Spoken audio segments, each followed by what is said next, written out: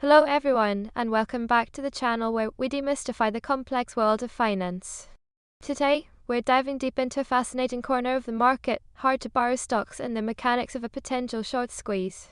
We'll be focusing on a specific company that has recently appeared on our screeners, Wearable Devices Limited, ticker symbol WLDS.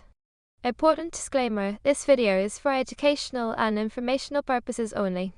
Nothing in this video constitutes financial, investment, or trading advice.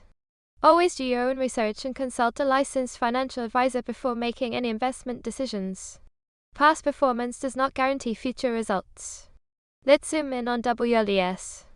Wearable Devices Limited is a technology company operating in the consumer electronics sector. They're making waves with their non-invasive neural input interface, primarily through their modular development kits. Imagine controlling your digital devices, smartwatches, and more using subtle touchless finger movements. That's the innovation WLDS is bringing to the table. Joe WLDS logo/product image. Currently, WLDS is a micro-cap stock with a market capitalization of just $6.01 million.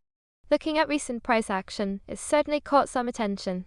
Today alone, WLDS is up a solid plus 10.13%.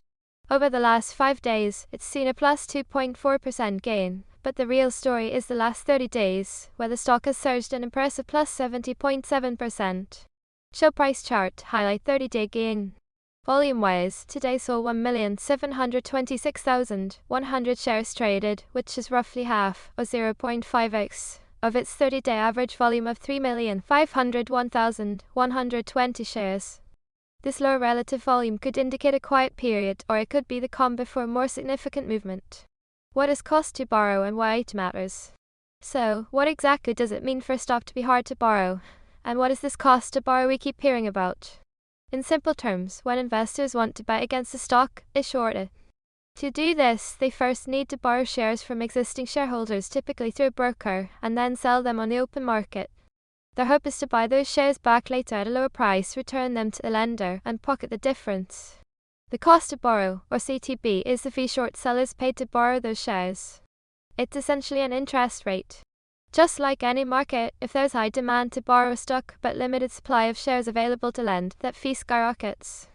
A high CTB indicates strong conviction from short sellers, yes, but more importantly, it signals a scarcity of shares available for shorting, making it very expensive to maintain a short position. Why this stock is hard to borrow right now. Now, let's look at why WLDS is on our radar. Our screeners flagged WLDS due to an astonishing annualized cost to borrow fee of 714.6%. Let that sink in. This isn't just high, it's extraordinarily high. To put that into perspective, if you were shorting WLDS, you'd be paying roughly 2% of the share price per day just to keep your position open. That's a significant daily drain on any potential profits. The estimated float for WLDS, which is the total number of shares available for public trading, is a relatively small 1.9 million shares. While we don't have current data on the exact number of shares available to borrow right now, the incredibly high CTB strongly suggests that borrowable shares are scarce. This combination of tiny float and exorbitant borrow fees is exactly what our hard-to-borrow screener looks for. Our internal composite squeeze score, which factors in CTB, float, volume, and other elements, gives WLDS a score of 42.3 out of 100. This suggests moderate potential, not a guaranteed squeeze, but certainly a situation worth watching. We don't have CTB momentum data for WLDS currently, but the absolute level of the fee is eye-catching enough. Squeeze mechanics explained. This brings us to the core concept, a short squeeze. A short squeeze happens when the price of a stock rapidly increases, forcing short sellers who borrowed shares to buy them back to limit their losses. When a stock is hard to borrow, and the CTB is sky-high like with WLDS, the pressure on these short sellers intensifies. Every day they stay short, they're bleeding cash just to maintain their position.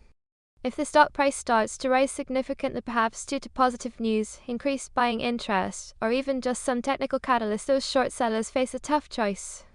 They can hold on and continue to pay massive borrow fees, risking even larger losses if the price goes higher.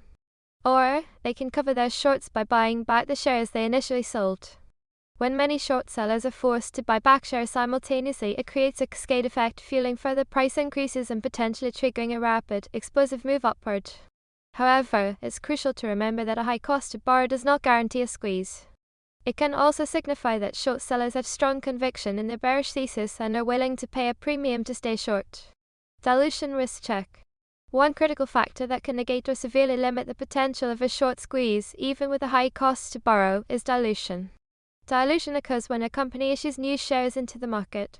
This increases the total number of outstanding shares, which can flood the market with supply to press the share price and make it much easier for short sellers to cover their positions. It effectively removes the scarcity factor that fuels a squeeze. For WLDS, our checks for recent diluted SEC filings such as -1s, -3s, or 424BS in the last 90 days found no such activity. We also found no recent reverse splits for WLDS in our look-back window. This is a positive sign for any potential squeeze thesis, as it means the company hasn't recently added new shares to the market that could otherwise undermine the short squeeze potential. Again, a quick reminder, important disclaimer, this video is for educational and informational purposes only. Nothing in this video constitutes financial, investment, or trading advice. Always do your own research and consult a licensed financial advisor before making any investment decisions. Past performance does not guarantee future results. So, what should you keep an eye on if you're tracking WLDS? Firstly, continue to monitor that cost to borrow fee. If it stays this high, or even increases, it means the pressure on short sellers remains intense. Secondly, watch for any updates on shares available to borrow. If that number drops to zero, it's another red flag for shorts. Next, significant increases in daily trading volume, especially on green days, would indicate growing buying interest that could challenge the short positions. Currently, the relative volume is 0.5x average, meaning current buying interest isn't as high as the 30-day average. For a squeeze to truly gain momentum, we'd want to see volume pick up considerably. Finally, keep an eye on any news or developments from Wearable Devices Limited itself. Positive news about their mother kits or other advancements could be a catalyst. In summary, WLDS, Wearable Devices Limited, presents a fascinating case study in the hard-to-borrow market. With an astounding 714.6% cost to borrow and a tight 1.9 million share float, it certainly meets the criteria for a stock under significant short pressure. While the absence of recent dilution is a positive, a high CTB is not a guarantee of a squeeze. It simply means it's expensive to bet against this company.